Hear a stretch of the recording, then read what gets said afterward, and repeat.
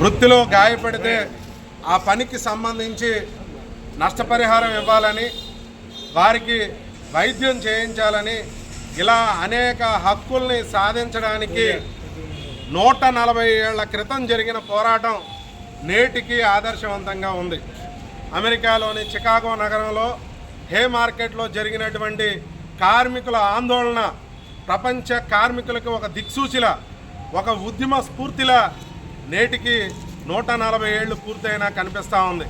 ఆనాడు ఆ కార్మికులు చేసిన పోరాటం ప్రాణ త్యాగాలతో ఈరోజు ప్రపంచంలోని అనేక మంది కార్మికులు అనేక హక్కుల్ని సాధించుకోవడానికి స్ఫూర్తిగా నిలిచారు.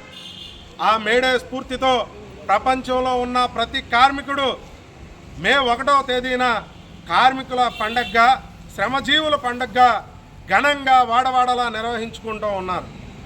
మన భారతదేశంలో 1920 మే 1వ తారీఖున చెన్నై నగరంలో సింగారవేల్ చెట్టియార్ గారి నాయకత్వంలో ప్రప్రథమంగా మేడే జరిగింది. ఇన్నేళ్లుగా దేశంలోని కార్మికుల పక్షాన, కష్టజీవుల పక్షాన, కర్షకుల పక్షాన నిలబడి కార్మికులకు అనేక చట్టాలను సాధించి పెట్టడంలో ఈ దేశంలోని కార్మిక సంఘాలన్నీ కూడా ఎంతో కృషి చేసినాయి. ఆ కార్మికుల పక్షాన వారి సమస్యల పరిష్కారం కోసం జరిగే అనేక పోరాటాల్లో భారత కమ్యూనిస్ట్ పార్టీ వారికి మద్దతును తెలియజేస్తూ వారి పక్షాన నిలబడి వారి పోరాటం జయప్రదమయ్యేంత వరకు ఎల్లప్పుడూ వారితో కొనసాగిందని ఈ సందర్భంగా ప్రత్యేకంగా మనవి చేస్తూ ఉన్నా. ఇటువంటి కార్మికుల ఐక్యతతో కార్మికులకు కావాల్సినటువంటి చట్టాలని సాధించుకుంటే ఈరోజు కనీసం ఒక కార్మికుడి కష్టం గురించి కానీ, ఒక కార్మికుడి బాధ కానీ తెలియని ఎన్డీఏ ప్రభుత్వం, కేంద్రంలో ఎన్డీఏ కూటమి ప్రభుత్వం రాష్ట్రంలో ఉండి కార్మికుల వ్యతిరేక చర్యలకి పాల్పడుతూ ఉన్నారు.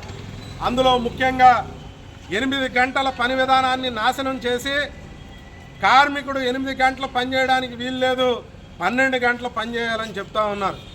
మరి ప్రధానమంత్రి గారు, హోంమంత్రి గారు, రాష్ట్ర ముఖ్యమంత్రి గారు, ఉప ముఖ్యమంత్రి గారు ఆ విధంగానే పనిచేస్తున్నారా అని ఈరోజు ప్రశ్నిస్తూ ఉన్నాం.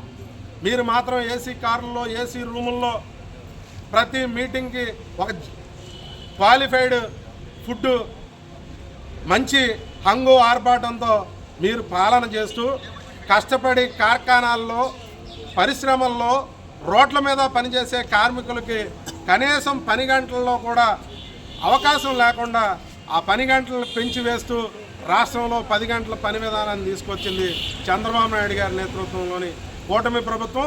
దేశంలో 12 గంటల పని విధానాన్ని తీసుకొచ్చింది నరేంద్ర మోదీ, అమిత్ షా నేతృత్వంలోని ఎన్డీఏ ప్రభుత్వం. ఎప్పటికైనా కార్మికులు అనేక పోరాటాల ద్వారా సాధించుకున్న 44 చట్టాలని సంరక్షించేందుకు మళ్ళీ కార్మిక రంగం మరొక పోరాటం చేయాల్సిన ఆవశ్యకత ఎంతైనా ఉంది.